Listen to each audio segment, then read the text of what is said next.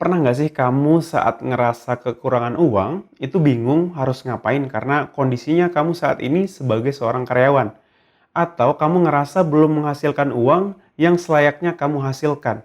Nah, salah satu cara yang paling masuk akal yaitu minta kenaikan gaji.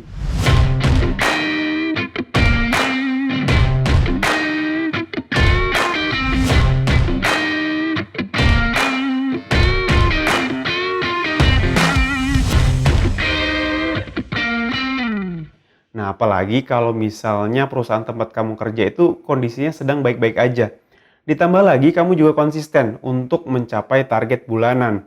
Nah, plus apalagi ini nih, kalau misalnya kamu sudah bekerja selama setahun terakhir di posisi yang sama, dengan job desk yang sama, tapi tidak pernah mendapatkan kenaikan gaji. Nah, mungkin ini waktu yang tepat untuk minta kenaikan gaji.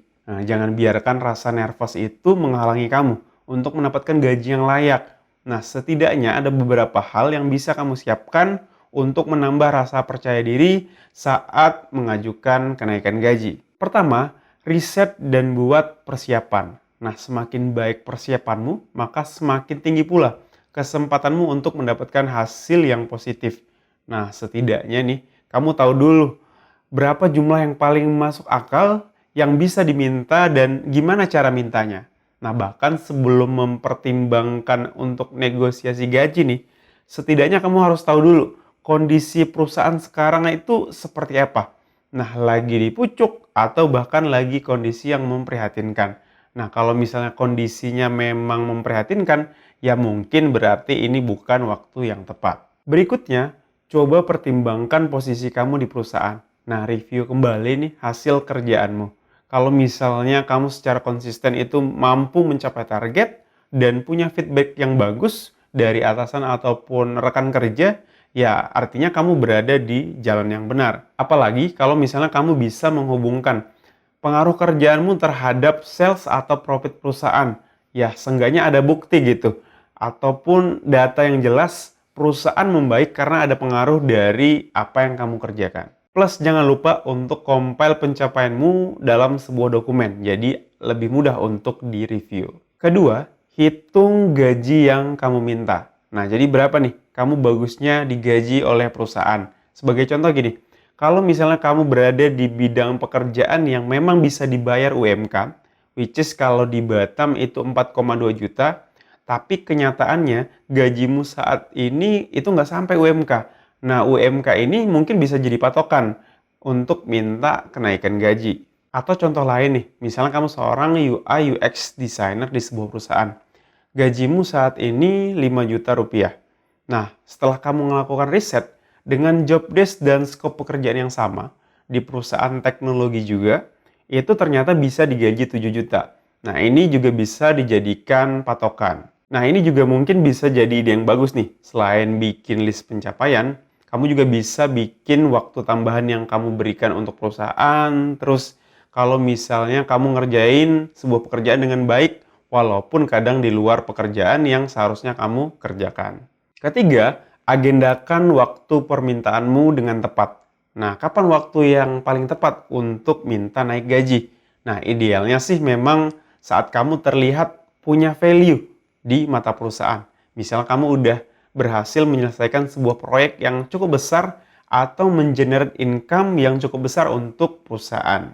Mungkin hal yang perlu diingat adalah meski kenaikan gaji ini penting buat kamu, kamu juga harus ngerti bos kamu itu juga manusia.